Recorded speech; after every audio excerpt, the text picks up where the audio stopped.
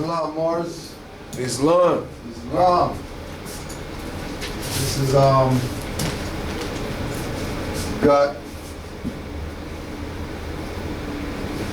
today's lecture is Brother Jabbar Gaines ill. Can't remember what you sent me. What was the title again, more? The new one? I can barely hear you. You asked for the title? Yeah. Following the Prophet, no withdrawal leads. All right. And then averting the conspiracy against Moorish Americans. Right. The conspiracy against Moorish Americans. Follow the Prophet. Right? Yeah, follow the Prophet. Right. And averting the conspiracy against Moorish Americans. All right. So before we go, we're gonna do our let's get our bills out the way. The next lecture, which is gonna be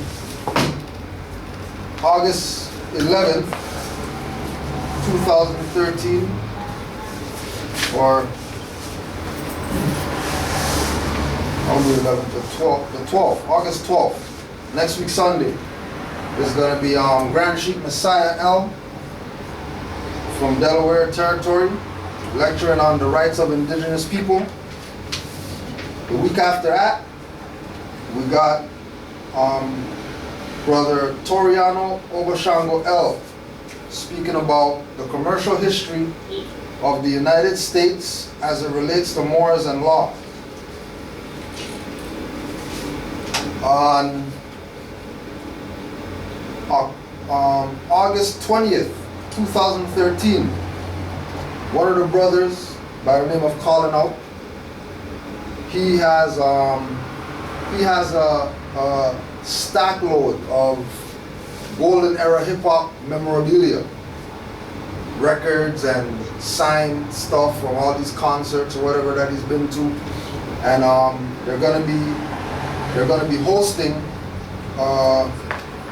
It's called In My Lifetime, the collection. So they're rented out a hall, and they're gonna be displaying the whole collection, everything that they got. Like, we're talking about 15 years worth of stuff, right? And what they're also going to be doing on that day is they're going to be screening the first Wu-Tang Clan Black Moon Smith and Wesson concert from '94. Yeah, that was here, right? So they're going to be screening that, right? As part of the whole, golden era hip hop memorabilia, because that was the concert. Of course. If anybody been to that concert, that was the concert. That's probably still the concert. There's been no concert that came here, underground hip hop concert, that topped that concert yet, right? Wu-Tang, Black Moon, and Smith and Wesson, right? So doors open at 7 p.m.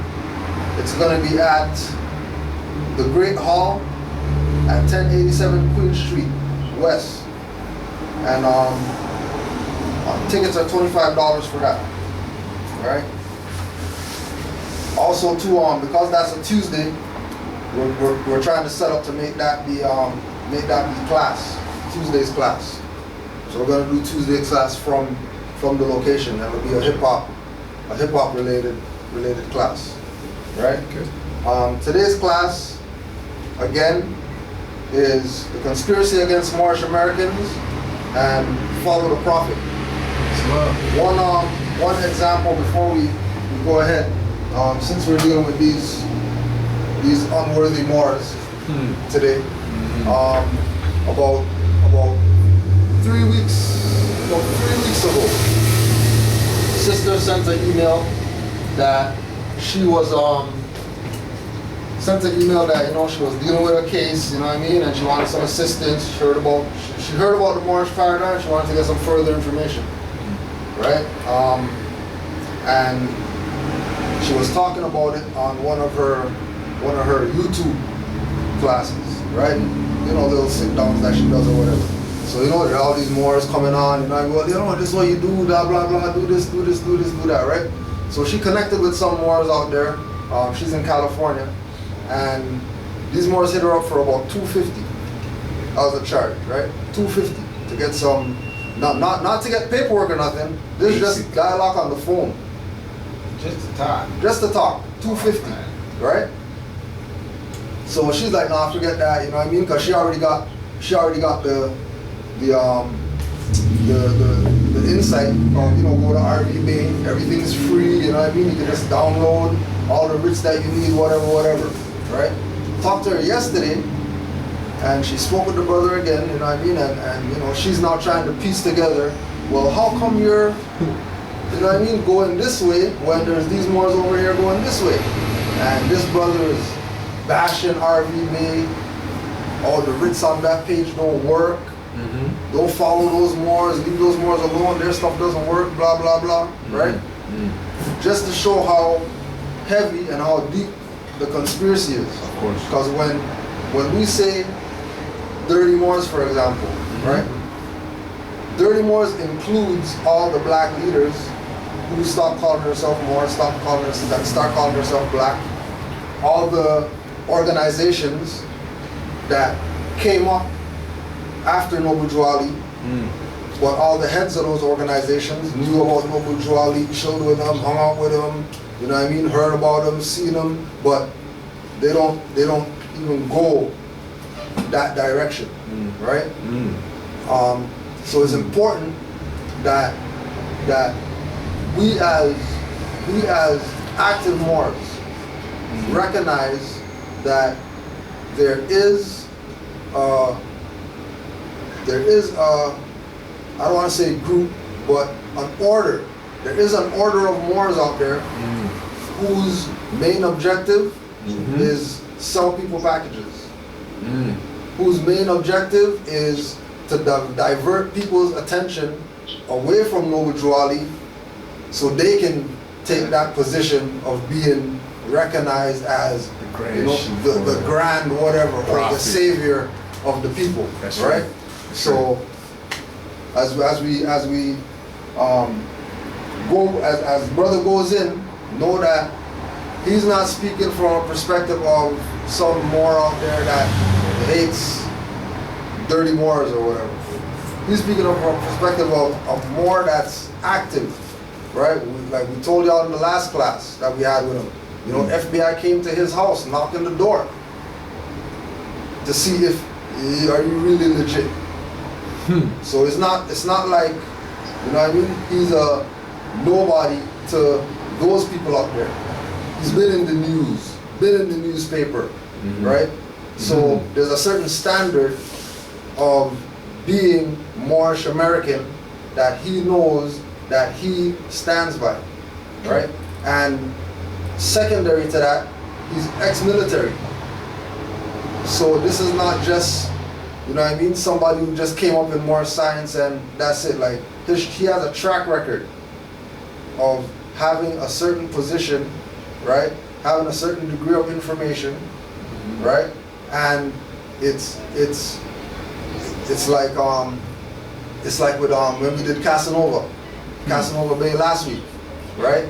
And he was just saying that, yo, you know, like you live your life a certain way, and then you get to that point where you just can't sit back and not say nothing no more. That's right. You have to say something. You have to address certain things that aren't being addressed. You know what I mean? And the only people that's gonna address it is people with experience. You know what I mean? The non-experienced people don't talk. Stay quiet. They stay quiet, right? And majority of the experienced people, they want to be friends with dirty Moors to show some kind of unity. Well, yo, we'll forget about, you know, what you did, because, you know, we want to show unity in the Moorish nation. We all got charters, we all got fezzes, we all got Moroccan flag, we all have the convention pictures, so there's already unity. What we need to do is we need to start ousting these fraudulent, dirty Moors that are sitting in the seats of power and abusing their power. Right? So with Allah's grace, the message is going to get out to those people who are new to the movement, that being Moorish American is a frequency. And once you're on the frequency as an active Moor, you'll see these dirty Moors from 50 miles away. True.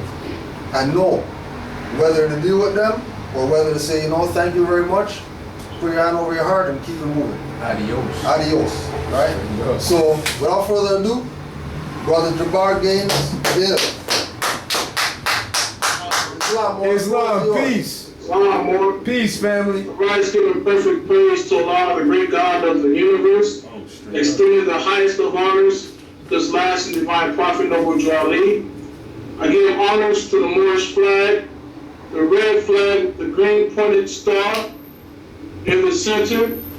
Give honors to the European trade banner, a divine reminder of the magnanimous debt Europeans owe more upon these shores. I give honors to the official charters of the Moorish Science Temple of America that was prepared by Holy Prophet Noble Ali, and I give special honors to the National Grand Sheikh of the Moorish Science Temple of America, King Umar Bey, and all of his uplifting act on behalf of fallen humanity and obeisance to the instruction of our Holy Prophet. I want to greet all the Moors there in the land with the greeting salutation of our forefathers of Islam. Islam. Islam. I can, just a footnote, 2 footnotes, I can barely make out the words when you were speaking. So we might have a little. Are you hearing me all right? You hear me all right now? I can hear you, yeah. Yeah. It's because where I was standing. That was more for the camera. Oh. Yeah. Praise God. Yeah. So, but yeah, we'll be good. You'll be able to hear us. Okay, good. Yeah, I can hear you. I can hear you real clear.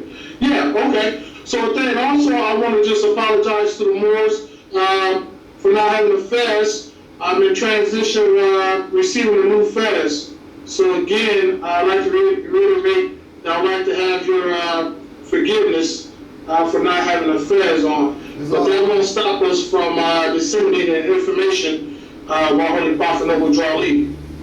Islam. We wanted to title this class Following the Prophet Noble Ali and Adverting the Conspiracy Against Moorish Americans. For any Moors that's paying close attention to the latest happenings, you can see that, can you hear me? Yeah, we got you. Okay. If you're paying attention to the latest happenings, you can see that there is a concerted effort by certain officials and certain media outlets to demonize Moorish Americans. You can do an average Google search, you can pick up a newspaper, you can watch the television, and the coverage that they want to put on Moorish Americans, almost all of it is absolutely negative coverage. All of it. From so-called Moorish Americans taking abandoned properties or squatting in homes or some type of illegal activity. And this is an organized effort to criminalize or demonize the Moorish movement that's going on in America. It kind of took shots at us. At the time, I really wasn't familiar with their motives. One in particular I want to briefly just cover was they had one on us here in Indiana. It was the Moorish Americans Denied Tax Fraud. Come to find out that that was the title that they chose after our interview. We had no knowledge that this was going to be the title of that interview. We were approached to just basically go over some of the concepts, ideas, philosophies, religious tenets of the Moorish Americans. And but when it was all wrapped up in the can, and it came out for the public, the title was Moorish Americans Denied Tax Fraud. And that's unfortunate because no Moorish American here was ever charged with tax fraud. So that's kind of some of the deceptive things that's going on out here with the media outlets. But we're going to get back towards the end of the class with some of the things that Moors need to watch out for. And we'll be successful if we follow the Holy Prophet Noble Ali in this divine work. I have some materials here with me that I just want to get the Moors to kind of, take home and focus on when they're doing their studies and homework. And basically the Moorish movement as of today has to return back to the basics. We have to go back to the fundamentals, because we all know that when the Prophet was on the scene, we had Moors, some of this picture behind me, who were conspiring against the Prophet Noble Drew Ali and his works to uplift us and redeem us. I have with me a copy of the Humanity Pamphlet. For a moment, take a look at that. And what I want to do is read a portion of it and go into it a little bit. So I promise that today's class will not be as long as the one we had last time, beloved. It's going to be a little shorter than the other class. It's all But good. let me read a portion of this. It's from Friday, September 28th, 1929. It's by Prophet Noble Drew Ali, and he speaks to the nation's needs, strong men and strong women. And it reads like this: if you have great pride and love your race, join the Moorish Science Temple of America and become a part of this divine movement. Then you will have power to redeem your race, because you will know who you are and who your forefathers were. Because where there is unity, there is strength. Together we stand, and divided we fall. Now, one thing I want to draw special attention to, family, is the portion where he says, if you want power to redeem your race, he advises us to join the Moorish Science Temple of America. That's a note that I want the Moors to remember. The second one, we're going to go to the second paragraph. This is a field open to strong men and women to uplift the nation and take place in the affairs of men. If the European and other nations are helping me, why not you? It is your problem. The Negro problem is being solved only as it can, and that is by the Moorish National Divine Movement. That's profound. If you have a nation, you must have a free national name in order to be recognized by this nation as an American citizen. This is what was meant when it is said, seek ye first the kingdom of heaven, and all things will be added unto you. Now, two things from this article right here I would like to draw special attention to is because so many times Moorish Americans, when we quote this topic right here, this essay that the Prophet put out for this letter, we usually hear the first portion of this letter. But I want to draw special attention to the last portion, where he says this: if you have a nation, you must have a free national name. In order to be recognized by this nation as an American citizen, this is what was meant when it was said, seek ye first the kingdom of heaven, and all things will be added unto you. Now, Moors, let's ask ourselves, Moors, how is it that your free national name, how is it that your free national name ties into, girl, she got volumes a little loud here and help her back. Down a little bit? Yes, yeah, try it down just a little bit, please. Thank you. All right. What the Prophet said about your free national name, he said, seek ye first the kingdom of heaven, and all things will be added on to you. So, more what that's saying, and what we teach is, when you declare your free national name,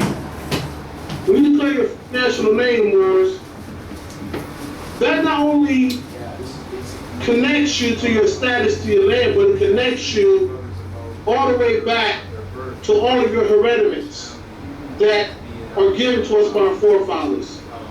You follow? When you reconnect yourself to your forefathers, that reconnects you to your spiritual disciplines, your dietary laws, your customs, your whole way of civilization when you declare your nationality. So once you know what's expected of you from your great God, you are in accordance with God's will. And when you are in accordance with God's will, then all of the other necessities will be added on to you.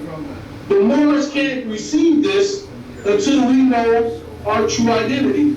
And it's so crucial that Moors know their identity, because really we're the only people on the earth who have been displaced from a nationality, that don't truly know their nationality on a large scale of people. I was talking with one Moor the other day, and he was speaking about the affirmative action. He was speaking about how over the years they have slowly removed affirmative action because they said that it's unfair, that it's not equal. You follow what I'm saying? They say, hey, if I can't get into a college institution because this person is a so-called black or African American, but my grades are higher, this is discrimination. So they have removed affirmative action. That's been removed due to numerous complaints of inequality. But what's happening now, after they're moving past affirmative action, the new complaint, the new gripe, is Mexicans, Europeans, and others feel that if we have to come to the United States and we have to have documentation as evidence of our nationality, our status, as we move about, what about the 60, 70, to 80 million black people who are now subject to the same stipulations? So what's going on now, when you get these complaints, our group, undocumented Moors, are going to be forced to have some type of documentation on their status and nationality. And it's coming, Moors. We have to be prepared for what's coming. You know, Prophet Noble Drew Ali said that the Moorish movement is the only remedy, the only solution to the Negro problem. So when he said that, we should keep in context that we can't look for anybody else to bring some type of artificial remedy. He said the Moorish movement, the Moorish Science Temple of America, is the only remedy to fix the Negro problem. So that means, with all due respect for what we see in our communities, the Nation of Islam cannot be the remedy to remove the Negro problem. Okay, the Israelite nation is not the remedy to fix the Negro problem. All these paramilitary groups, so-called black groups, do not have the remedy for the Negro problem. The Holy Prophet Drew Ali said the only remedy for the Negro problem is to join the Moorish Science Temple of America. This is our only means and method for our earthly and divine salvation. I want Moors to think over that and kind of focus on that. You know, Noble Drew Ali is the only individual who is divinely appointed and sent to redeem us. I know we're so used to hearing many people claim the titles of divinity, claim some type of honorary status, and whatever works they may want to pursue. But in reality, Moors, Noble Drew Ali is the only divine and truly ordained prophet, individual to come redeem his people. Yes. He's the only one who brought us our necessities. No other individual, no other group has come close, has not provided solutions that we need for our people. So with that being said, we have to understand as we navigate, I'm talking to Moorish Americans, the Moors who are awake, as we navigate, we have to be conscious that when a prophet was here, he told us that all truth has its opposition. All truth has its opposition. Grand Chief Cujo has opposition. I have opposition. All Moors follow the prophet will have the opposition. The prophet himself had his opposition. Wherever truth is present, falsehood enters into the arena to dissuade others from responding to truth and divinity. So I just want to draw attention to this. With Moors, we're fighting two fronts. Moorish Americans are fighting two fronts. We're first fighting the first front with disingenuous members of the Moorish Science Temple of America who seek to be subversive when it comes to the Prophet Muhammad Ali's laws. That's the first battlefront that we're on, Moors. And the second one we have is these media outlets, okay, and these rogue officials that seek to suppress the Moorish Americans' progress and our divine destiny as a people. I mean, when you do this work, does somebody have a question? No, go ahead, Mark. All right, when you're doing this work, Moors, it can become, sometimes it can feel as if it's a burden. You know, sometimes it can feel daunting engaging in this work. You know, one of the presidents, I forget which president it was that told the United States president that told Muhammad Ali that you know, animals, donkeys, will respond better to these teachers than our people. That's a heck of a statement. You know, that's a heck of a statement. And for the Moors who are faithful, you know, sometimes it feels as if that statement has some validity. Because our people choose to wear these marks of slavery. Our people are willing to go through the selfishness and abuses that are heaped on them by the other people of the world. But our job is to remove those marks of slavery and to bring the people into the light of what the prophet brought us. I brought with me just a couple of letters, Moors, just to show you some of the conspiracies that go all the way back to the time of Prophet Muhammad Ali. I don't know if Moors have copies of some of the personal letters, the personal heartfelt letters that the Prophet wrote to other Moors that were faithful to him. But I brought two letters from Muhammad Ali that we were blessed to have and we got from Home Office. But I want to share some of the personal feelings of Muhammad Ali when it comes to this divine work, you know, and the things that we have to deal with it. This first letter, I have two letters. The first letter, Moors, the majority of Moorish Americans around the country have never seen this letter, never read this letter.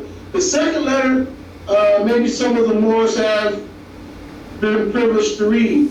But I want to read both of them. It gets a little thin, it's kind of hard to read. It's kind of it's difficult as far as legibility in some areas, so bear with me. But this is a class that we want to just home in.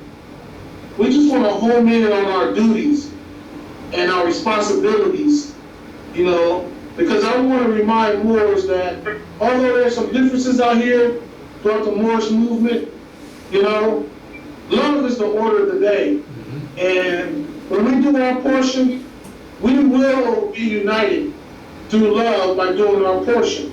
But I want to read this letter from the prophet, and it really touched me to see that he was dealing with some of this stuff. But this is a letter, first letter, that most Moors haven't seen from the Holy Prophet Muhammad Ali to some Moors that he trusted. And it's a short letter. And brother and sister Wise Bay. And it reads as follows. It says, I was greatly pleased to hear from you and receive the finances for me to help you all. I am glad to see that your eyes are open to the game that is about to be eyed on the 11th of this month. Allah is in the plan, and let not your hearts be troubled. I will be there Friday to gain all information, and my staff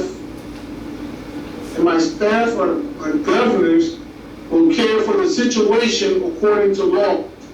I would like to know some good, decent place to stay, because I am not going to stop at the former address. I do not think it is safe. Notify all faithful Moors in order to save their labor of their Moorish work in Detroit, in the Detroit temple. They will have to watch their enemy and hold their enemy in work. Because works alone proves a man to either be good or evil. It was through my labor and my finance that built Detroit on a prosperous footing. And sorry to find that I found unloyalty to our Moorish laws and obligations. It layeth not in the members, but in the head, whom I have trusted and supported. I have everything to tell you all when I get there. May Allah bless you all. Peace from the Prophet Noble Drew Ali. That's the first letter when the Prophet was traveling to Detroit to take care of temple business. He didn't trust certain Moors who made his arrangements. Now you gotta take in context, Moors. This is his government. These are his governors, his officials. He couldn't trust them. There were thieves, there were murders. This is the spirit that was going on then, and is going on today, Moors. This is what we're facing.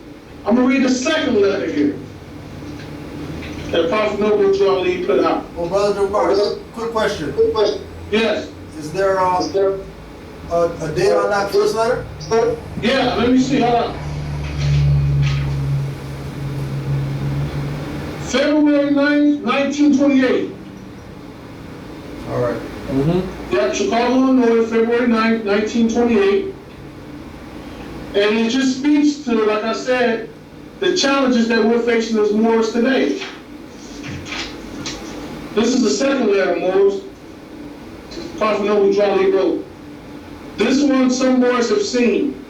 Many others haven't. This one's dated, looks like it's March 11th, 1929. It says, Brother Crumby Bay, the governor and chief head of the temple in Pittsburgh, Pennsylvania. Brother Childs Bay, governor and chief head of the temple in Cleveland, Ohio. These two brothers are empowered by the prophet to investigate business, etc., of temple number 4 in Detroit, Michigan, because Lomax Bay has violated all divine laws of the prophet, even before the prophet's face on February 15th, 1929. He claims that the prophet has no more power, and the finance from Detroit will be in his charge. He wouldn't send any to the prophet, speaking about the finances. He yelled with a loud voice, look at me, I will guide you through. This is lawful and living evidence spoken before 1,500 people, and the prophet was also present. I, the prophet, declare his office vacant, and the name of Grand Governor discharged. He can only be a member according to law, because the Moorish Science Temple of America is a divine organization. Each temple is under supreme guidance of the prophet. When a man falls after being placed head of the temple by the prophet of obeying our divine laws and constitutions, he is a traitor and enemy to the divine creed and unloyal to the national government, USA, to which this movement is to make men and women better citizens. From the Prophet Noble Drew Ali. And again, that's dated March 11, 1929, Moors.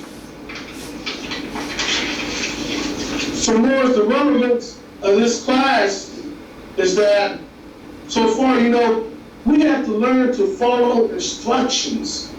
Throughout the Moorish movement, The number one thing that's hurting the Moors movement today, in my opinion, other than Moors not directly going to the Moors, the unregistered Moors, unconscious Moors, is that we have fake sheiks. We had thieves in the temple. We had fake sheiks and thieves in the temple. We have Moors, and Great Sheikh Cujo has informed me of some dirty Moors, and I informed him of some dirty Moors, but there are Moors selling nationality for thousands of dollars, hundreds of dollars. And this is a crime, Moors. And the crime is this. We got Moors that want civics, and praise Allah for that. But Moors, you cannot teach civics until you first learn to obey the laws of your own government. I want to say that again. You cannot teach civics, you cannot teach law, you cannot teach jurisprudence until you first obey the laws of your own government. It's imperative. It's paramount. And Moors are not doing that. And it's creating confusion throughout the Moors movement. Now, I'm not one to get too far gone on some issues, but I'm going to bring a relevant issue out that's causing some confusion in the Moors movement. And it's an example. There is an individual named Emmanuel Braswell Bay. Okay? And this is my example, Moors. I don't know if you can see this document, but it's from an old Moors guide, and I also got a public document right here, and I'm gonna send this to the Moors. All right? This is an individual who was removed from the Moorish Science Temple of America for embezzlement. Thousands of dollars. And we just read a letter from our Prophet Noble Ali that says that anybody who violates our principles is a traitor. Okay? Anybody that violates these laws of love, truth, peace, freedom, and justice, and his instructions is a traitor. Okay. I'm bringing this example out to let Moors know that if you're removed from embezzlement, and you continue to take in new Moors who don't know the laws of our Prophet, and you bring them under your leadership, this causes confusion and you're still in the Prophet's finances. This is just one issue that's saturating this movement. You know, a lot of people say, why we got so many different Moorish groups? It's because Moors not following the Prophet's laws. We have one temple. If you look at this photo behind me of Holy Prophet during convention time, you see that this is one movement, one temple. There's no room for divisiveness, Moors. And it's really been burdensome on me for the last few months, with so many Moors dealing with their grievances. Moors being robbed of nationality, not knowing which body to go to, things of this nature. And I'm pleading to the Moors everywhere to if you know Moors and selling nationality, to stop it. Because the Prophet Ali said that nationality is free all over the world. And then number two, Moors, we need to start loving each other. You know what I'm saying? Moors, these creeds, they repeat our creed, but Moors are not sincere. Moors need to start loving one another. Because if we love each other, we will be with each other. You follow what I'm saying? We got to remove our egos. We have to remove our arrogance. We have to remove our own personal agendas and focus on the Prophet's words. Now, some Moors say that their issue is they don't like the aspect of law and civics that we teach. They have an issue with the language of self-authority. They have an issue with the language of sovereignty. They had issues with this. Some Moors, some passive Moors. But that just goes to show us that there's room for study. If we go to chapter 48 in the Moorish Holy Quran, just to read a portion of our jurisdiction, and just be patient with me, this is going to be one of those classes where we get to some particulars, and I just want to lift the Prophet Noble Drew Ali, and I don't mean to bore anybody, but I want to get into the specifics so we can chart out actual path that's correct, so Moors can see the light. I'm going to read this right here. It says, this is chapter 48, verse 6, the Moorish Holy Quran. And it says, the Moabites from the land of Moab, who received permission from the pharaohs of Egypt to settle and inhabit northwest Africa, they were the founders and are the true possessors of the present Moroccan Empire. With their Canaanite, Hittite, and Amorite brethren who soldiered from the land of Canaan seeking new homes. They were seeking new homes. Their dominion and inhabitation extended from northeast and southwest Africa, across the Great Atlantis, even onto the present North, South, and Central America, and also Mexico, as the Atlantis Islands, before the great earthquake which caused the Great Atlantic Ocean.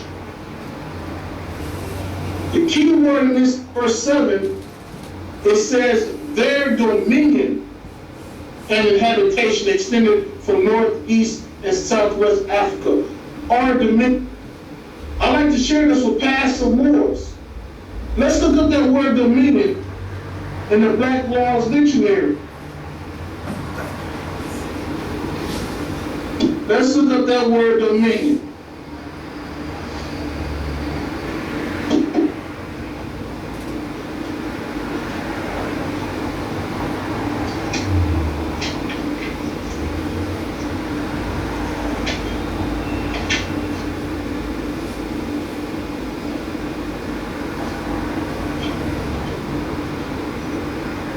All right, we got it right here. Now the word that was used in the Moorish Holy Quran was the word dominion. Ownership or right to property or perfect or complete property or ownership. Look at this word. Sovereignty or lordship as the dominion of the seas. That's part of the definition of dominion. It says sovereignty or lordship. Now it's right here in the Moorish Holy Quran that says that we have sovereignty over these shores and these jurisdictions. But yet, we still have Moorish Americans in this movement who want to run away from that word sovereignty. That's a good measure for Moors to hold on to. Some Moors don't understand that the Prophet established us as a nation. One thing they did, and Moors have seen this, but I want to reiterate it, was when the Prophet went to South America, right? It had nationality cards in Spanish. He had nationality cards in Spanish. Okay? Moors cannot, that the Prophet did not deal with civics on a national and international level. He dealt with civics on a national and international level. Moors, we can be successful, and I know so many more who want to go off and try to acquire some financial wealth first. They want to achieve some type of business first. These are all necessities, but the Prophet Noble Drew Ali told us that the first order of business, Moors, was to teach our people nationality. That's the first order of business. Because you cannot link yourself up with people who don't know their nationality. Because whatever you do, they're going to destroy it. never build with these Moors, they're going to destroy. So nationality is the first order of business. Some Moors out here teaching, you know, we need to just focus on business.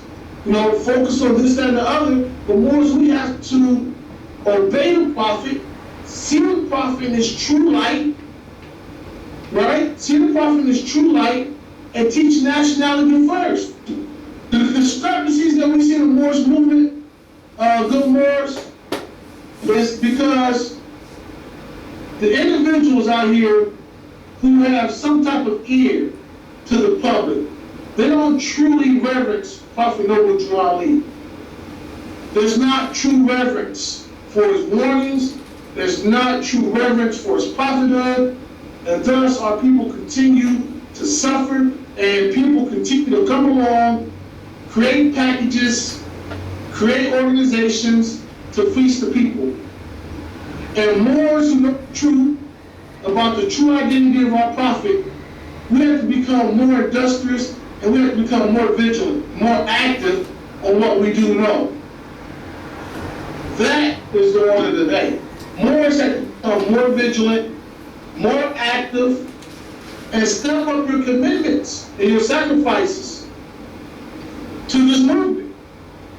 I give orders to many Moors out there, because you know you don't have to place, and really in today's times, you kind of placing yourself in harm's way to a degree.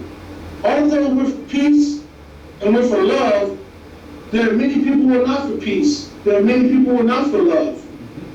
And when you promote love and peace, like the prophet Jesus, we know what the result can be in many cases and scenarios. So I want to give high honors to all Moors who have remained vigilant, who have withstood slander, who have withstood financial challenges and mistreatment. These Moors are doing their honors, because no Moor, regardless of what part of the country you're in, no Moorish American who's teaching these divine truths have to be subjected to this. This is a great and divine work, and it's a missionary work. We don't get paychecks for this. We don't get paychecks. I had to tell one more in one class 2 weeks ago, we had a class, and I told the Moors, you know, realistically, because we was talking about some of the trials that Moors go through. I told them personally, if I just wanted to be a passive Moor, I could have done that. You know, I'm college educated, been through the military, honorable discharge. I have business friends and connections. You follow? I can conduct myself in a professional manner. I could have easily sold out. You follow what I'm saying? Any Moors who are active are very intelligent people. We don't have to be exposed or subject to these type of labels and being targets or being harassed. So you gotta ask yourself, what is it that motivates Moors who are committed to uplift and follow humanity in this missionary work? What's your motivation? And our motivation is love. Straight up. This is just real talk. Love for humanity. Love for humanity. And it's an honor. It's an honor for us to help humanity, to uplift our people, because we're suffering for a lack of knowledge. We're suffering for a lack of knowledge. And like I said, I give great honors to Moors who are doing what's necessary to uplift our people, to make our condition a better situation. Do we have any questions so far? Not yet. Not yet, Mark. Not yet. Okay. Let me keep the camera going here. One thing I want to draw special attention to, Moors, you know, there was a time in our history as Moorish Americans where when the prophet changed form, there were Moors who tried to totally destroy or down the active side of, of civics in this Moorish movement. Because we know the prophet was on the civics. As I showed you the international documents, everything that the prophet did was done with civics. But there was a time where those traitors from the old days, they wanted to do away with the civic side of the movement. And then they tried to increase their own rituals, their own methods of doing things that was totally contrary to the prophet. So thus, the Moorish Science of America basically just went into the slips. They went into the slips for not following divine instructions. But now, since we have new Moors who's raising the prophet's standards back up, we see a different type of problem. It's the same type of problem, but it's different. We have Moors now who want to come into the movement, right? Now they want to suppress, they want to grab onto the civics of the Moorish movement, but now they want to suppress the moral side of the movement. You follow that? Wow. The Moors who, they had drug cases, Moors. They got drug cases. And they want to tell the European judges that they don't have jurisdiction on the keys of cocaine, on the keys of cocaine that they seized. You follow what I'm saying? This is for real. Moors not even busted with cocaine, right? This is real talk, Moors. I should say true Moors. There's people masking themselves as Moors, getting caught with illegal drugs, and have the effrontery to tell the Europeans who are more than acquainted with our Holy Prophet Noble Drawley and his standards, tell these Europeans that they don't have jurisdiction. This is the new problem that the Moors are facing. Moors are people coming into this movement, they're not learning our divine creed, they're not learning the spiritual disciplines that the prophet gave us, they're not learning the standards of how to be a faithful Moor. But what they do is they have a criminal situation, they come in, they want to call good brothers who are known for humanity, like the Grand Sheikh Cujo here, Brother Taj, Brother Nature, 1,000 other, 100 other good brothers. They want to call these good brothers up just to get themselves out of a criminal situation. But once you help them out, if you can, once you help them out, they're nowhere to be found. They don't care about giving them finances to keep the temple doors open. You get a temple, you get a meeting place, they're not giving finances up. They had their situation improved, and they're good. So what we need to do, good Moors, and I'm making this public, because the situation is public, is teach these Moors principles. Teach these Moors the principles. And give them the civics later, after they've been tried and proven. Give them the civics a little later. Teach these Moors the moral principles first. Go over the basics. You follow what I'm saying? So we can have that balance, Moors. That's right. Because like I said, back then, those 30 Moors in the early 1900s, they wanted to do away with the civics. They didn't want civic there. But now we're in the era of time when Moors take the civics to do what they got to do for their own self in a selfish manner, and they're not interested in helping the nation. They're not interested in helping the elderly. They're not interested in helping the children. They don't want to build businesses. They don't want to contribute to the temple. They don't want to go out and teach the people their nationality. So, Moors, we have a lot to do in this movement. And Moors have to become more vigilant And we have to be a little more, if you want to say the word stern, we have to be a little bit more stern when it comes to these Moors who are being disingenuous. Because the knowledge is out there, Moors. The knowledge is out there. If you get that dollar bill, it's like right in your face. You're going to get that $1 bill. You'll get that US note. And you flip it over, and when you see that pyramid on the back, and you turn that pyramid upside down, and you just look at the shadow on the outside of that pyramid, you see the circle 7, Moors. You can't make that up. Our scientist is right in our face, and we're being ruled by an open enemy with our own science. We're being subjugated with our own science. And to add insult to injury is that we have been given a prophet of our own. And we still refuse to follow divine guidance, Moors. This is the reality that the Moorish movement is facing today. We have too many vipers within our ranks, Moors. We need to start looking to our left and to our right. And whenever we see Moors who's not living up to the standards of our prophet, we have to encourage them to do so. Not that you're going to be the judge of the brother and sister, but you know the prophet said this.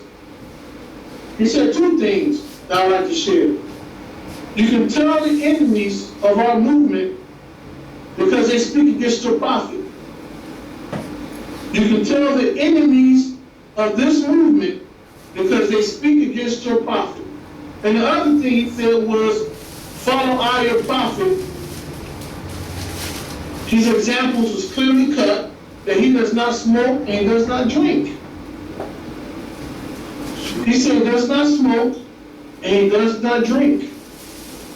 Nor does he prove anything that can alter his good judgment. We need to follow the example of the prophet, Moors. That's why we are in the situation that we are in. The Moorish Science Temple has not lived up to its potential in almost 100 years. 100 years, and that's because we are not promoting the prophet the way he's supposed to be promoted. You have Moors who teach and don't even they talk Moorish science, but don't even mention the prophet. And know what Drew Ali said this? He said you can't even teach these divine instructions without putting him at the front of it. If you don't put him at the front, you won't be successful. You won't be successful, Moors. We're coming to an era of time when we have to clean house. We have to clean house. And I share with many, I share this matter with many Moors, that we're facing a time where it's almost a civil war, Moor. I hate to say that. It's going to be a civil war. And that's going to be between Moors who want to follow divine guidance and those who don't. That's where it's headed to. You got Moors who are living criminal lives, and the prophet said we're not to be criminals. You got Moors who are injuring other people, and we're not supposed to do that, Moors. And I'm not saying the true Moors are doing this. I'm saying people who are cut to the movement, who either not with a proper temple, they don't have correct guidance from a qualified sheep, or they're not in the midst of sincere people. So Moors, we have to teach the moral lessons that the prophet has given us. That's our way out, Moors. That's our way out. We have to go and follow the prophet's laws. The prophet said that every word that he speaks is spirit and needs to be obeyed. That's where we're at in this movement, Moors. We cannot allow, if you know more nationality, you need to call them out. I don't know we talk about it, we teach it, we address it in our classes, but Moors who's actually doing that, we need to put them on front blast, we need to put them out there. Because they're raping and fleecing the people. This is a clean movement. Prophet Noble Jolly said we are clean people, we are law-abiding people, and we are excellent citizens. That's what the Prophet Jolly said. And for the Moors who are at it, this is our calling, is to protect the integrity of the Moorish movement.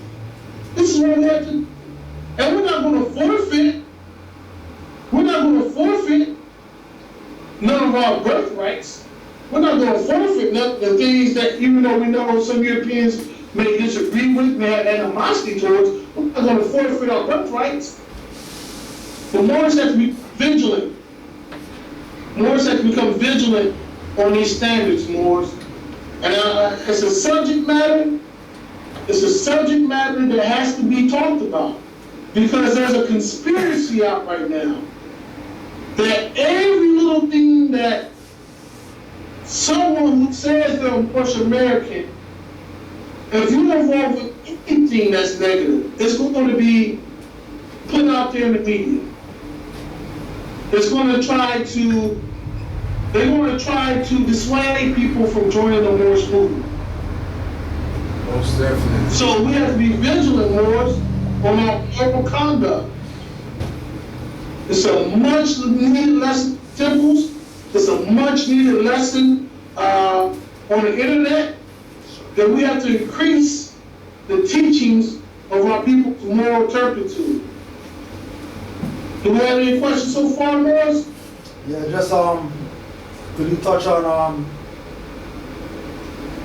So anything, on any subject, any question. Could you touch on some of the moral principles? Because since we're going to post this up, and a lot of new Moors have been tuning into Canaanland Moors, I just want you to put out there when we say moral principles, what level of morality are you using as a reference for that statement? Well, in general, whenever I speak about our Moors as Moorish Americans family, I'm speaking about love, truth, peace, freedom, and justice. Okay, as you already, I'm pretty sure you know. Right. But if you look at many Moors, because what's disheartening Moors is when these media outlets take advantage, of certain Moors' legal situations. If you were to look at the legal situation that particular Moor is facing, in most cases, there's something that could have been avoided, all right, had they stayed true to the principles of love, truth, peace, freedom, and justice. You follow what I'm saying? If we have a legal case in these European courts, it should be a good case. I don't know if I'm pronouncing the brother, I want to say the brother's name. I'm not sure the correct pronunciation, but the brother he had on the class a couple of times, is it Fontaines or something like that? Yeah, Fontaines, yeah. Yeah, the brother who was defending this child? Right. That's our type of issue as Moorish Americans. You follow what I'm saying? Right. That's our issues right there. That's when we go in and deal with our cities. Moors should not be dealing with no issues with drinking and driving. None of that stuff. None of that stuff. And I'm saying in the open air, because we got Moors who's doing dirty things in violation to the Prophet's instructions. And it's suffocating some of the images that people who are not familiar with our movement, they're taking some truths and they're magnifying them. And it's creating confusion when people look at the Moorish movement. So I'm basically saying, brother, we have to And all that we do as Moorish Americans, brother, and all that we do as Moors, we have to be mindful. We have to be mindful of staying close and obeying the tenets of our creed, our national principles at all times. At all times, Moors, we have to be careful. Because these inquisitionists, they're looking for material. They're looking for material. Don't give them any type of behavior that they can use against the Moorish movement. Don't give them any type of reason. Don't give them any type of ammunition, Moors. And this is why the Prophet addressed these issues. Because he knew it would be a fact. As we grow, because the Moorish Americans are growing, there's no doubt about it. The people coming to the knowledge of their birthrights, their status, their heritage is growing. It's growing all the way up in Canada, all the way down Florida, South America. I know you see all around up in Europe. Yeah. Africa. I got brother called me from Africa. So the Prophet, without a question, his arrival has totally reshuffled the deck of civilization. There's no question. But we have to make sure that as we witness the transference of authority upon this earth, that Moors obey the laws that were given to us by our Prophet. The Prophet Noble Draw, he said, when we come into power, we're supposed to rule, be courteous. When we come into power, it's not a time for us to, act wicked like the Europeans, the Inquisitionists did towards us. We're coming into power, brother. The power is coming. And that's why I want to spend today's class. I usually like to really go in hard on civics and other aspects of history, but I want this class day to be to what do you want the conspiracy that's against us. The way we defend it is by watching our morals. We gotta watch our morals, man.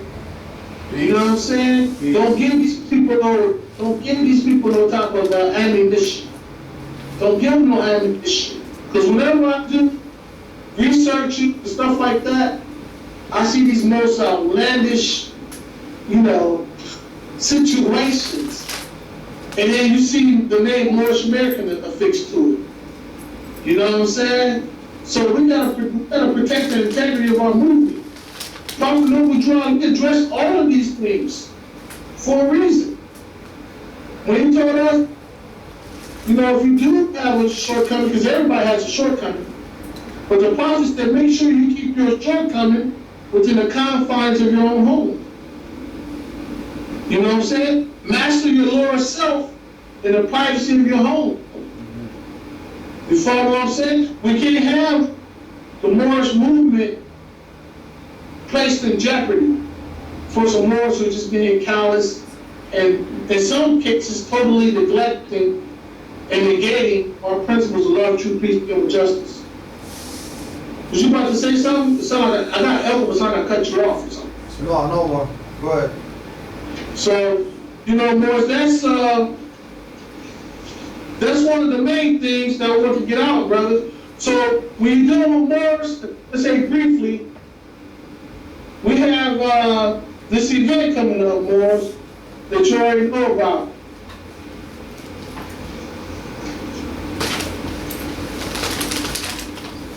In D.C., that's coming up. In Washington, D.C. We're going to have Moors all around there, brothers. There's going to be Moors, like the Prophet says, it's going to saturate the streets. We are coming into power. That's my point. We are coming into authority, Moors. We are growing, and we're becoming recognized. We're out there. And this is another continuance. This is another demonstration to take it to another higher level in the affairs of men. But we can't grow as a nation. We can't do what we need to do, and we cannot create the institutions that need to be created if we are not morally on point. True. That's the factor, Moors. We have to be morally on point, not just to avoid the conspiracies and traps laid out by the Inquisitionists, but to please Almighty God Allah Himself, and to avoid His wrath. So we have all kinds of sinners for us to be morally right. We have to start bringing justice. We have to start bringing love. And we do that, Moors, by making sure that the more to our left and the more to our right maintains the moral standards that the Prophet has given us. Now I know it's kind of a sensitive topic, you know, it was a sensitive topic. And what I originally had prepared, I really didn't do it. I didn't present it today because Allah put it on my heart. It put it on my heart one night when I called you, Grand Sheik. You know what I'm saying? The Moors, we really have to obey the Prophet's laws if we're going to see our way out of it. Because just dealing with civics alone is not going to do it. It's not going to do it. It's not going to do it. It's needed in cases like our good brother did when he's protecting his child. It's needed. And it's good that our people know it. But for our earthly salvation, we're going to have to change our moral practices, Moors. We have to be clean.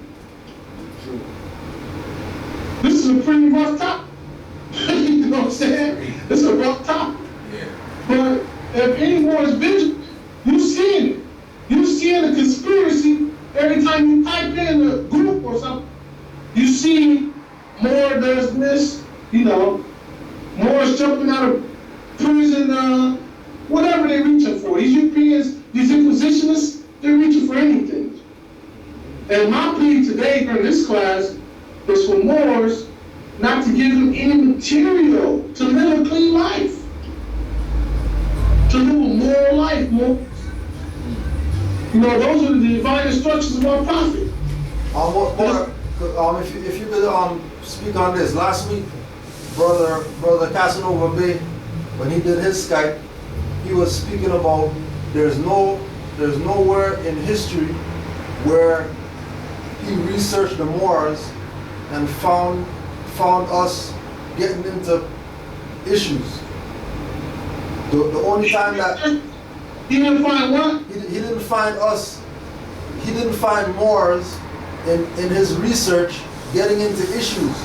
The only time that Moors were in court was when they were making a claim of their status.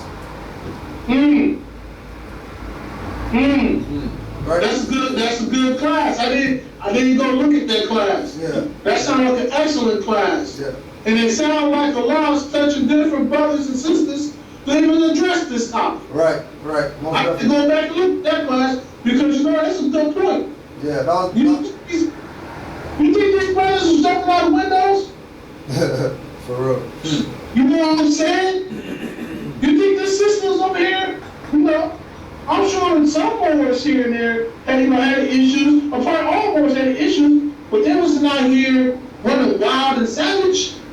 And I'm not saying Moors necessarily doing that today, but we do have some instances that Moors are bringing undue hardships to themselves and to this movement. Right.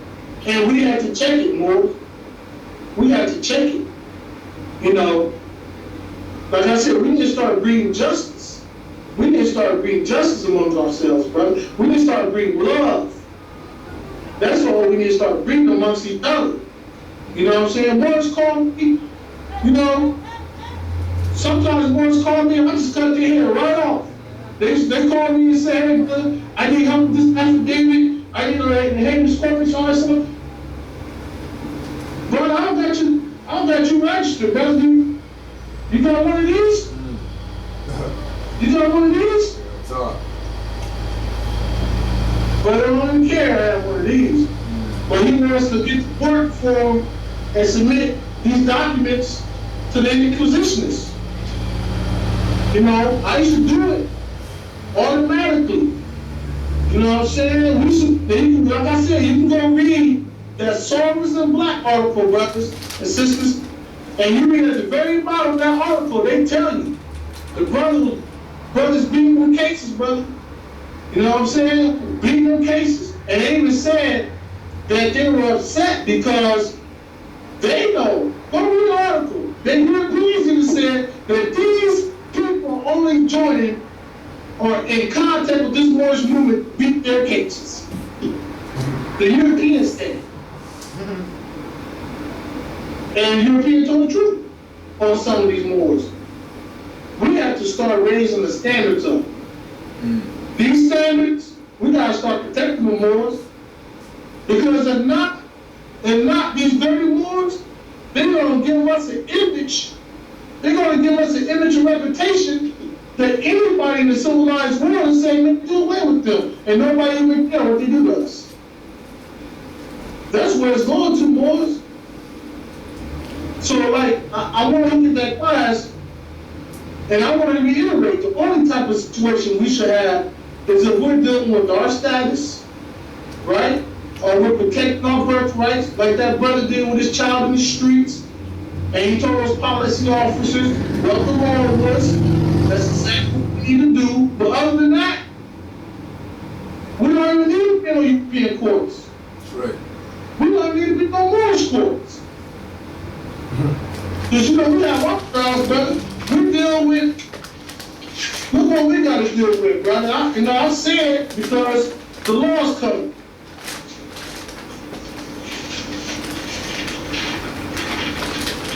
Look what kind of world we live in, brothers and sisters. Like I said, we got this brother that stole thousands of dollars. And I'm saying because I'm a hard truth soldier. I tell the hard truth. Brother stole thousands of dollars, man. Robbing the temple. And they're still out here telling people they're the supreme grand chief of the Moorish Science of America. Emmanuel Braswell Bay.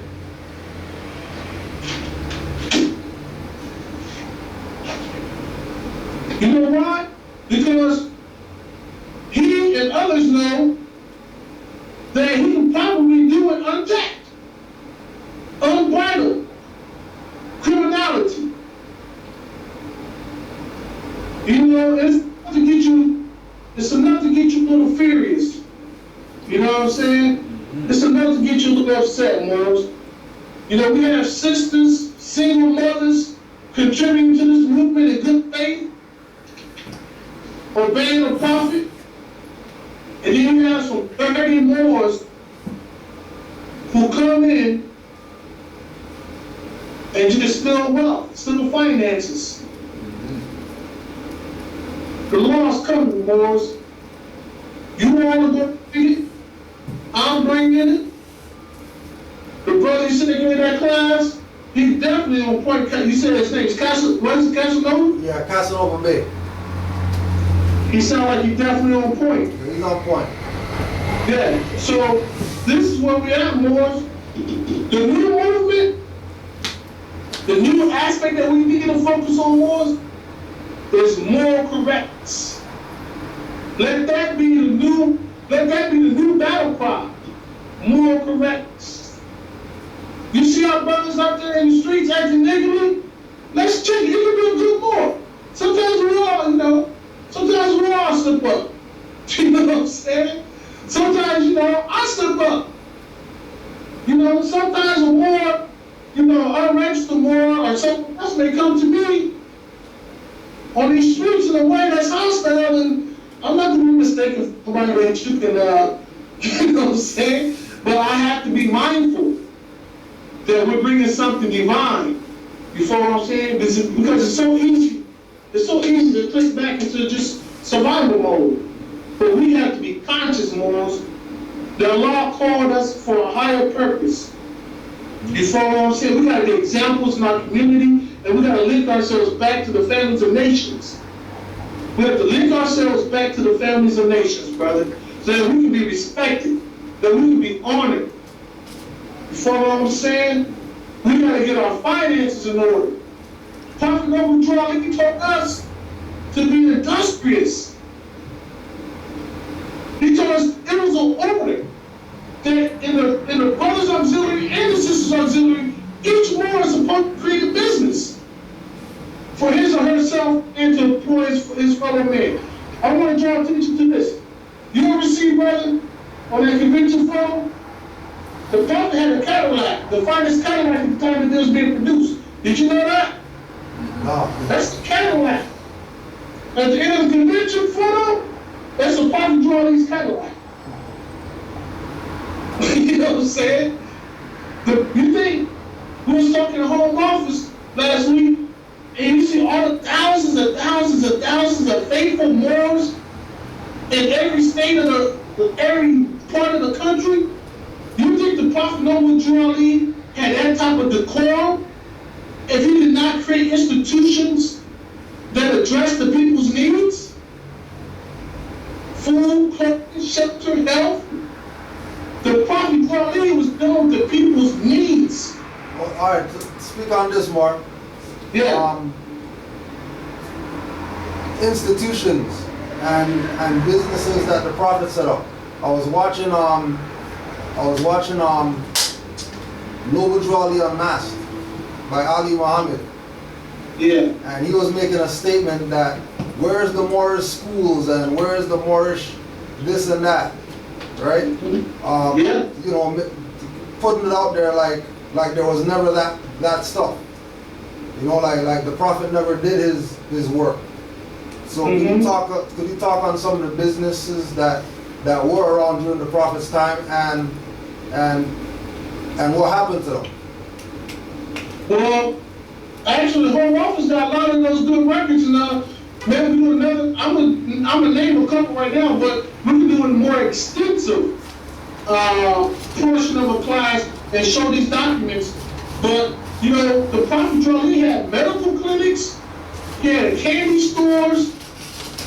You know, he had a huge candy store out on the East Coast.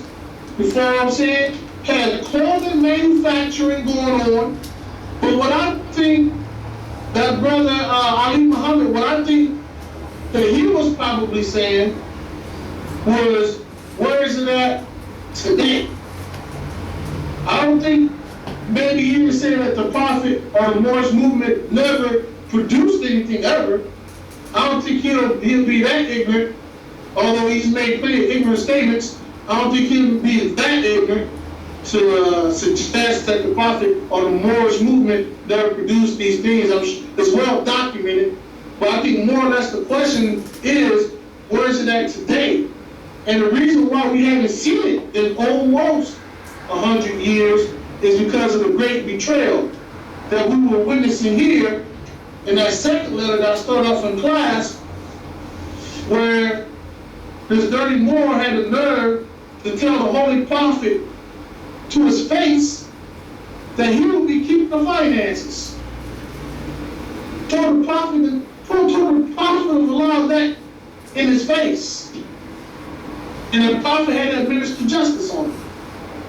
But that's the type of spirit that existed then, and it's the type of spirit that exists now.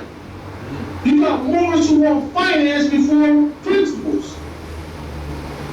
That's what's going on in this Moorish movement. That's why we don't have the hospitals, the banks. That's why we don't have it, because number one, you're dealing with people who still acting like Negroes. They're being sneaky. They have alternative, ulterior plans and motives. They're not being sincere. They're not paying their dues. They're not paying their temple taxes. They're not following authority. You follow what I'm saying? The reason why we have so many different Moorish organizations, so-called Moorish organizations, is because these type of people, they don't want any jurisdiction over them. They don't want any jurisdiction. So they go off and start their own thing. Now, some of these Moors have started organizations, you know, with good motives. I know a lot of them. I know some of these guys who started stuff, they're straight up criminals. Most of them are probably, in my opinion, criminals. But I know some good Moors who started some good things, but still was not, and it wasn't intentional, I don't think, but it was not still in good, it was not in complete reverence for the Holy Prophet Noble Drew Ali. You follow what I'm saying? I mean, good Moors that I'm linked with, and I'll give them honors any day. But there's some things that they've done out of trying to do good for this movement is show a lack of reverence, probably by mistake here, of the Prophet Noble Drew Ali's instructions and or example. You follow what I'm saying? Like, I'm gonna say this, and I say it out of love, and I'm not saying anything bad about anybody, because I talk to these Moors all the time, and we discussed it, you can confirm it with them. The one issue that I had with some Moors that were good Moors, that done something out of a mistake, is this. I'm gonna read it. This is a portion of the affidavit that the Prophet submitted. It said the purpose about the creation of the Moorish Science Temple of America. It says the purpose is to uplift fallen humanity and warn the nations to flee from the wrath of Allah and teach our people to become better citizens. Since the work of this Moorish Science Temple of America was largely religious, the organization has been legally changed to a religious corporation, and an affidavit to this effect has been properly filed in the Cook County Records Office, Cook County Recorder's Office, City of Chicago, State of Illinois. Okay? Now, the point that Moors got to remember is this. The Prophet changed our name to the Moorish Science of America. You follow what I'm saying? He said he has put aside the Holy Temple of Science.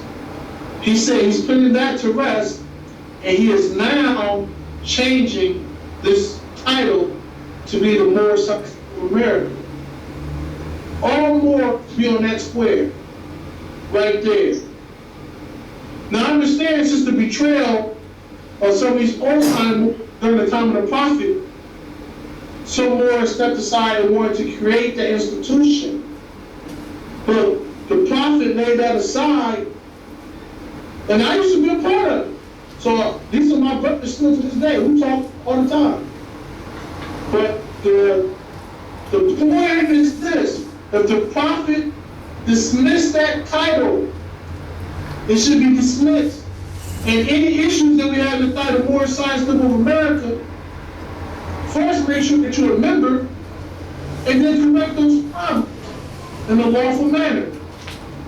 This is how we conduct our business as lawful citizens. This is how we run government. You know, I like everything that goes on in the state of California. You follow what I'm saying? But if you want to change things that goes on in the state of California, talk about other people. You join that political system, you become a politician, or whatever you got to do, and you change the things that need to be changed. Hey, peace, brother. Islam, brother, Islam. I was wondering if you can go over that again with me. You're saying that the Prophet put aside the Moorish Holy Science Temple of America? Yes. Okay.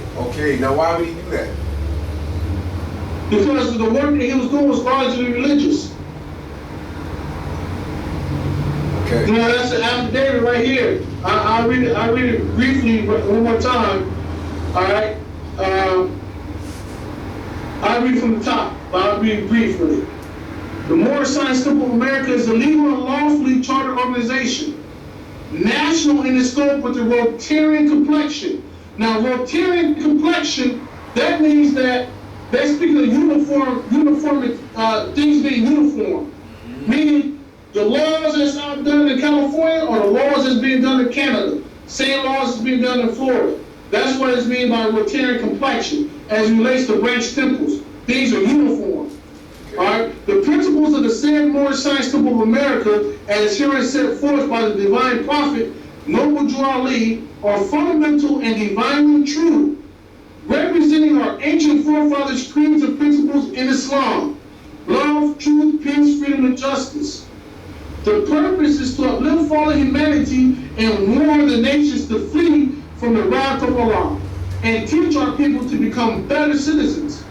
Since the work of the Moorish Science Temple of America is largely religious, the organization has been legally changed to a religious corporation, and an affidavit to this effect has been properly filed in the Cook County Recorder's Office, City of Chicago, State of Illinois. The Moorish Science Temple of America, inspired by the lofty teachings of the Quran, as handed to us by the great prophet, Drew Ali, is the revealed word of God Allah. We shall foster the principles of his teachings among our members. This is our religious privilege as American citizens under the laws of one of the greatest legal documents of all time, the American Constitution. We organized as the Moorish Temple of Science in the year 1925, and was legally incorporated as a civil organization under the laws of the state of Illinois, November 29, 1926. The name Moorish Temple of Science, this is the last part of it, the name Moorish Temple of Science was changed. It was changed by the Prophet Noble Drew Ali. It was changed to the Moorish Science Temple of America, May 1928, in accordance with the legal requirements of the Secretary of the State of Illinois. That's the factor. And this it's not no knock or anything, but I just want to draw particular focus to following the Prophet's footsteps at every turn, at every angle. You follow what I'm saying? You know, that's what we do. Go ahead. Yeah, I follow what you're saying. What I'm saying is, I'm just a little confused right now, because I know there's religious corporations, there's profit corporations, there's non-profit corporations, right? But from my just speak up a little bit. Speak up. Yeah. Oh, sorry. Yeah. Okay. From my knowledge, from what I know there's religious corporations, profit corporations, and non-profit corporations. Right. So, from my information or from my knowledge, I know that religious corporations supersede all other corporations, and I could be wrong. I'm just saying, just from my research or whatnot. So I was a little confused when you just said that Noble Drew Ali put the religious side, like the Moorish Holy Science Temple of America side, when that is actually in our form. I may be misinformed, or I may have read something wrong, that's actually our religious corporation in dealings, in basically being able to deal with the European out here, because everything was turned into corporations. So he actually made the corporation for us to deal, in order just to deal and have our affairs as amongst other men. Right. So, that's true. Right. I mean, the portion that he created for us communicating this affidavit, for drafting this affidavit in its essence, is to communicate with other people that we share the earth with. That's a fact. Right. But we don't have two entities as a Holy Temple of Science here and a Moorish Science Temple over there. That's not the case. The case is he changed the Holy Temple of Science to become and is the Moorish Science Temple of America. That's what the Prophet Noble Drew Ali did. And the truth of the matter is, beloved, religious laws, you made a good point. Under religious laws, we can address all of our issues as far as our self-governing under religious protections. So yeah, that's true. Anything that we have to deal with civically, we deal with from a religious perspective. We don't do whatever it is. We don't operate that way because of our religious society. Okay. Much like the Amish. You know, the Amish is a good example. The Amish, everything they contest, they like paying taxes or health care and all that. Everything they contest or protest is because of religious grounds. Right. And we are the same way. So I'm just saying, you know, there's no, like I said, it's no short of Moors who try to create a remedy to address the betrayal of those Moors who were around the Prophet in that time. You follow what I'm saying? But what we have to do is pay attention and follow each step that the Prophet did, is the point. You know what I'm saying? That's the point. What's that? What's Yeah. that? Is there another question? Yeah, for new Moors, what guidelines, because when new Moors come into the movement, one of the things that they say that it's hard to get a hold of is what do they study from the Prophet? So could you outline a few documents that the Prophet put out, or writings that the Prophet put out, or literature that the Prophet put out that new Moors should seek out in order to clarify for them the Prophet's position and you know why we should follow his lead? Praise Allah. Best question ever. And I have a couple of those. Of course, you have to get the Holy Quran of the Moorish Science Temple of America. You have to get this. The Prophet said this right here will save us. This will save us. And it covers so much, and a lot of Moors inside the temple don't even read it. You know what I'm saying? I was quoting some things in the morning. I mean, they didn't know what I was talking about. But this covers so much from civics, believe it or not. If you delve into it, it deals with civics. As we had, you know, we went in earlier about domicile and everything. It covers civics. It covers spiritual redemption. It covers everything from the magistrate to the subject. You know, we deal with civics. It gives us our responsibilities as men, as wives, as children. The whole nine. Everything that you need to have a righteous society is within, and improve yourself is within this book. So this is the first book.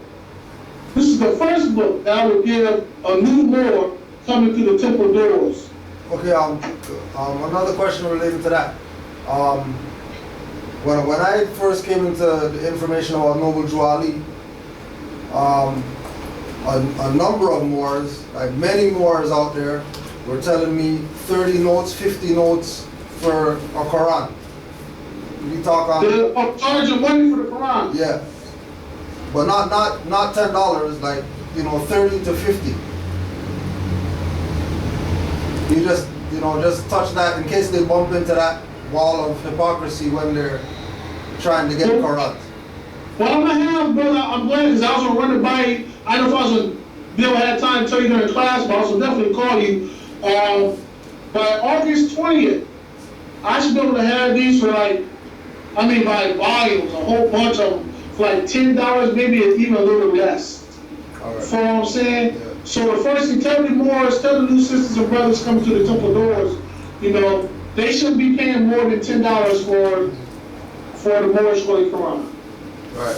Unless there's some weird circumstances we don't know about, about how a brother had to, you know, provide it. Yeah. But that's the average cost. And you know what, brother, a great sheep, that goes hand in hand with the nationality cards. Don't pay nothing for a nationality card. Don't pay nothing. When you come to the temple doors and you understand the expectations and you understand your commitment, then you get your nationality card. You know what I'm saying? This is the Prophet's nationality card. Now, And the things I'm saying, brother, I'm saying because I corrected myself. Because on civics, I go so hard on these impositions. I go so hard that I had to pull it back. That one, read that song, that song is a black article. That's a good nationality card for the facts in and of itself. You follow what I'm saying? Yeah. And I even heard you say, Grand Sheik, on one DVD, I think it was in Mecca, actually.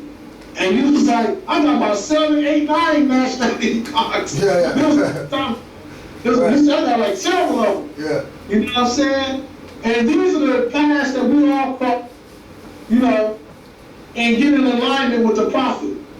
But even though the one I had presented in that Psalms and Black article, it was on point, and we still utilize the essence of those civic truths. But this is the nationality card that the prophet gave us. And one thing we gotta remember, Moors, that the Holy Prophet Noble Drawley said that he brought to us the divine plan of the ages. That's what he said. He said he brought the divine plan of the ages.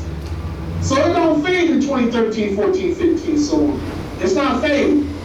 What he gave us is right and exact.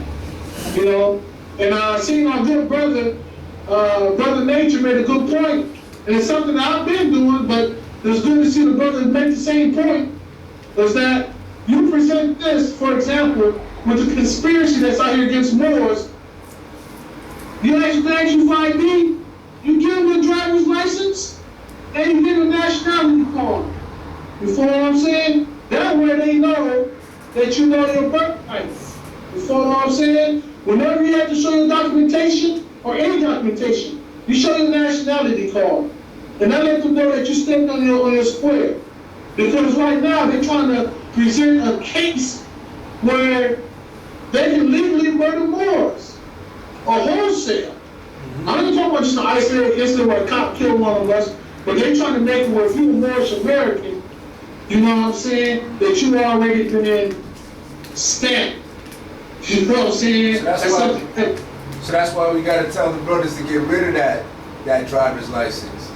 Because that's prima facie right there, prima facie right there.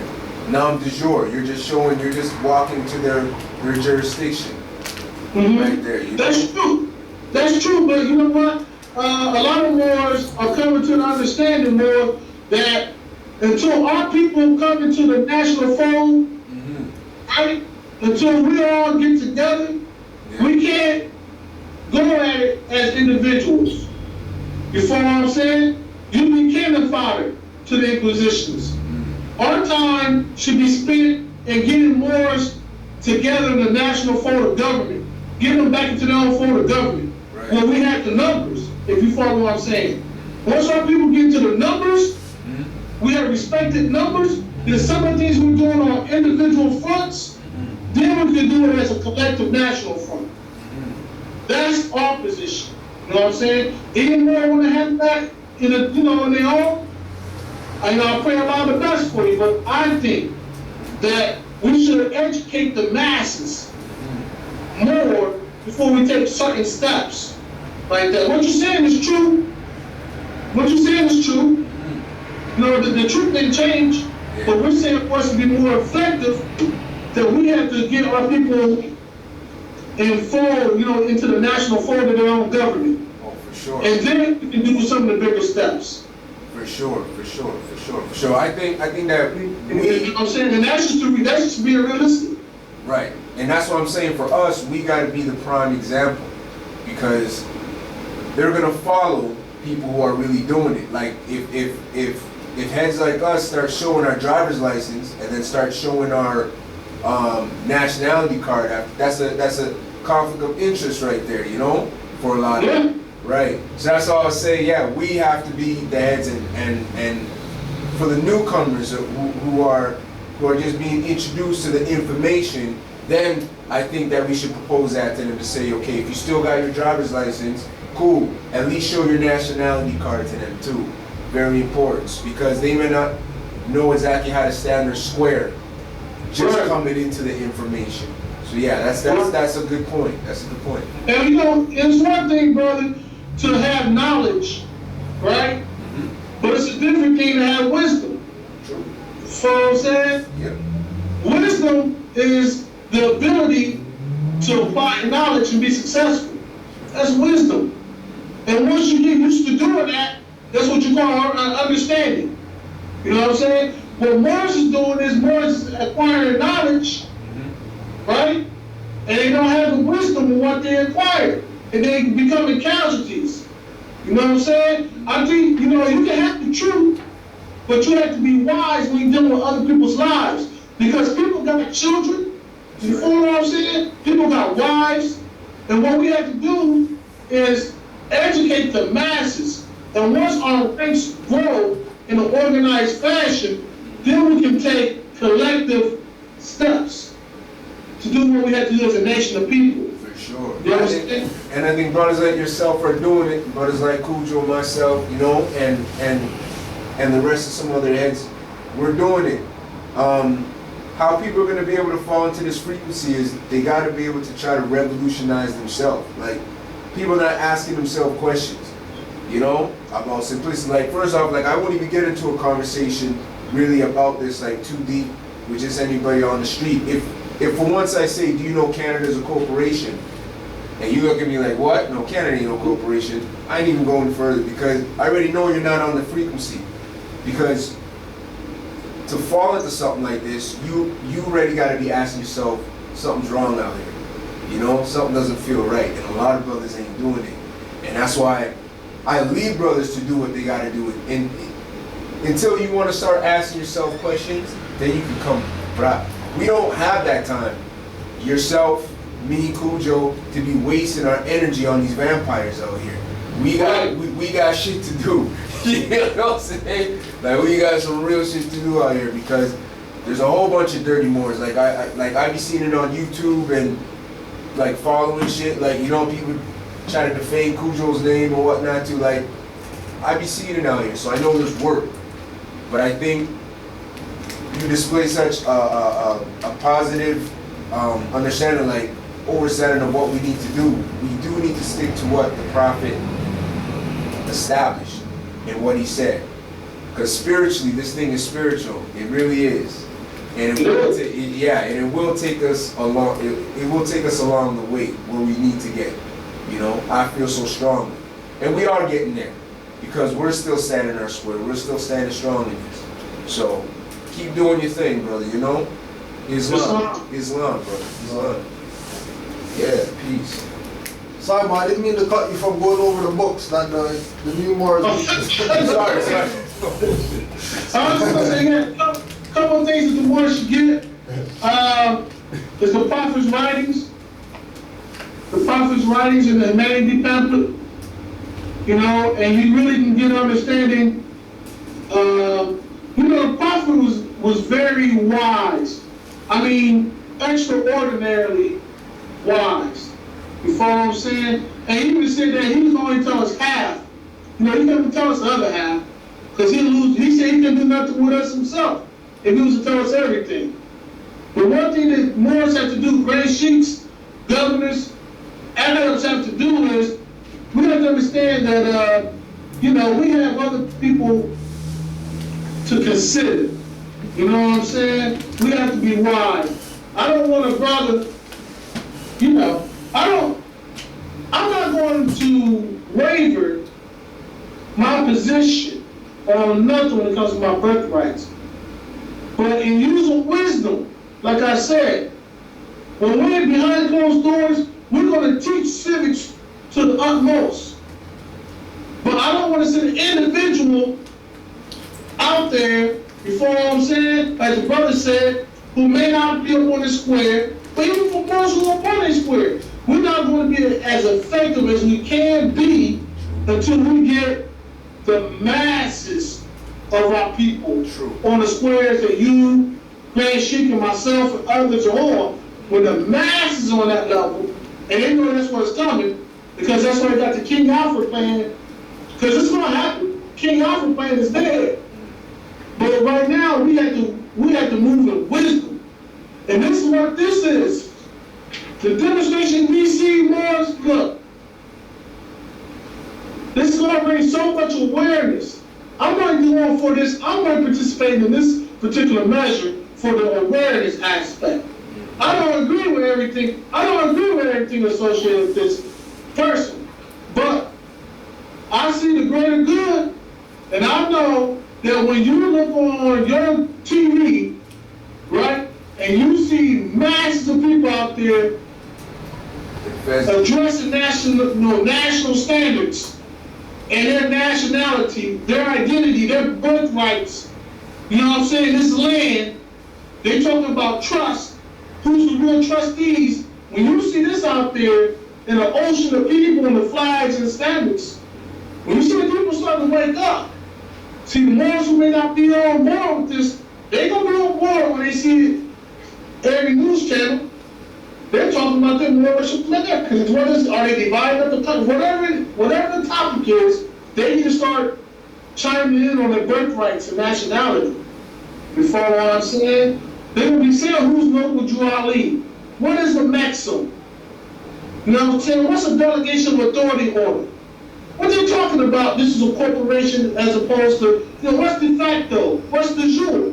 When you see the ocean of people, the ocean out there, having workshops out here, you know what I'm saying? That's what's gonna wake the people up. You follow what I'm saying? We gotta get the people in masses. And that's why I always give special honors to our brother here, because every time I talk to a new Moor, somewhere down the line, they see Grand Chikujo's material. Almost everybody I talk to. Of course. I said, my brother's out there.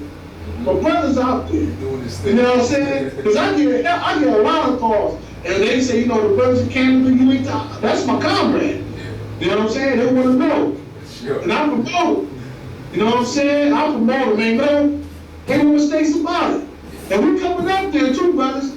You know what I'm saying? So about that enough, we're going to try to come up there. When we get to traveling, we might do it around that time when we got to go to D.C. Yeah. We might punch up there first, then come back down.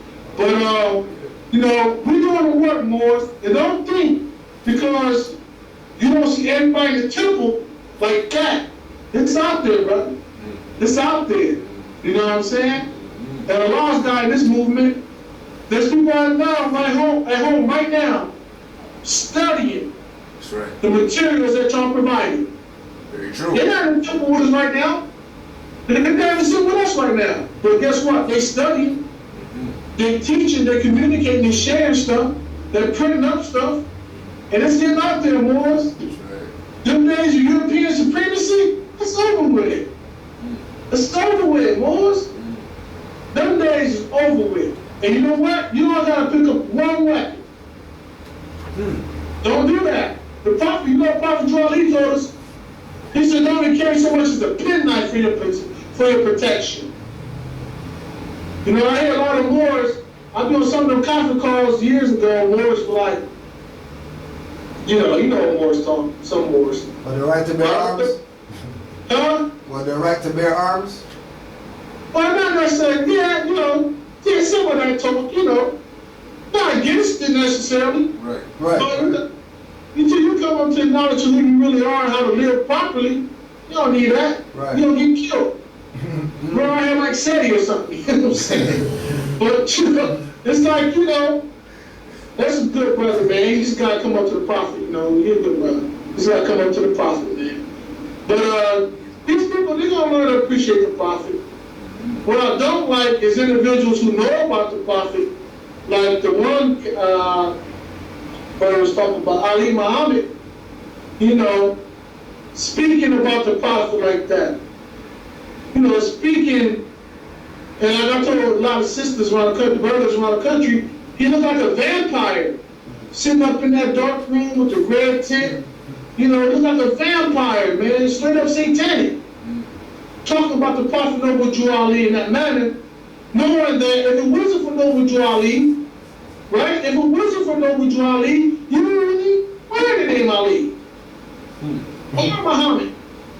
You know, Noble Drew Ali was the first, Noble Drew Ali was the first practitioner of Islam since the formation of the United States to safely and legally transport and bring the Holy Quran of Mecca through customs without being stopped.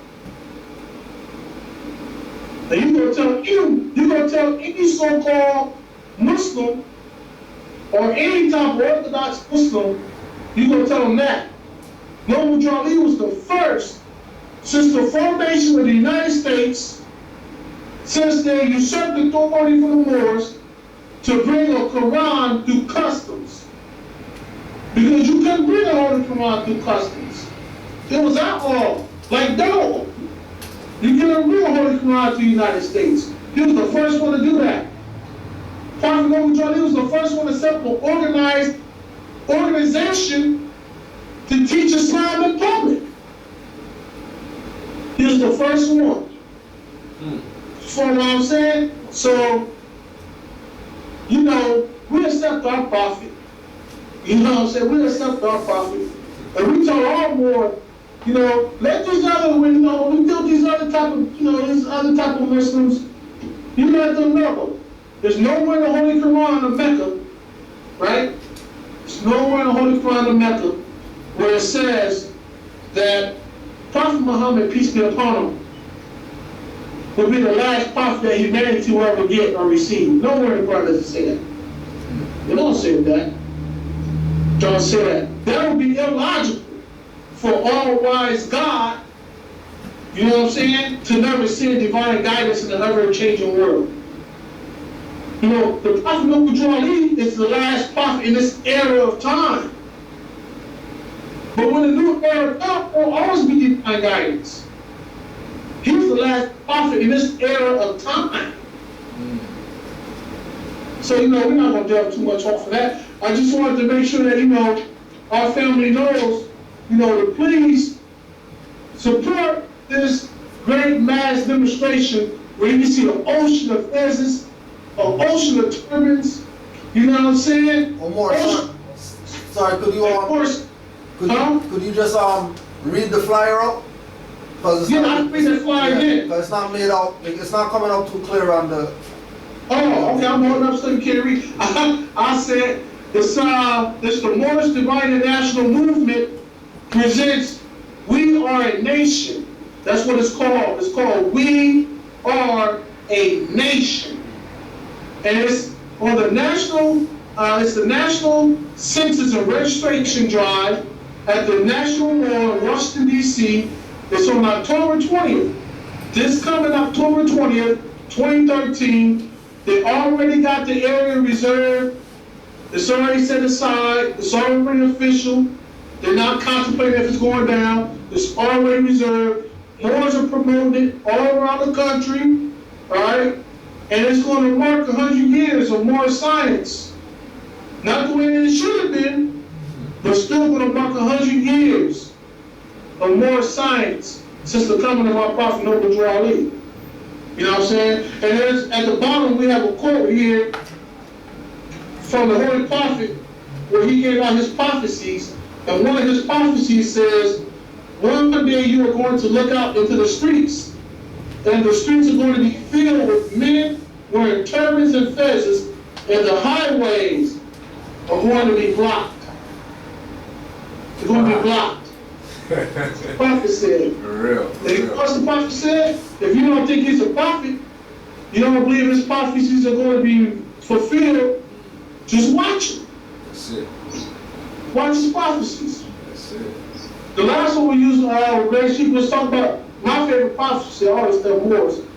Prophet said, there's going to be a time in the United States when the bullets, the ammunition is going to be so scarce that the Europeans are going to take the church bells off of the church and refashion them and make bullets out of them.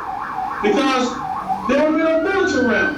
Now if you go do a contemporary search on a Google search and type in the United States has a shortage for bullets, and you tell me what you read, it's going to tell you right now, today, you can't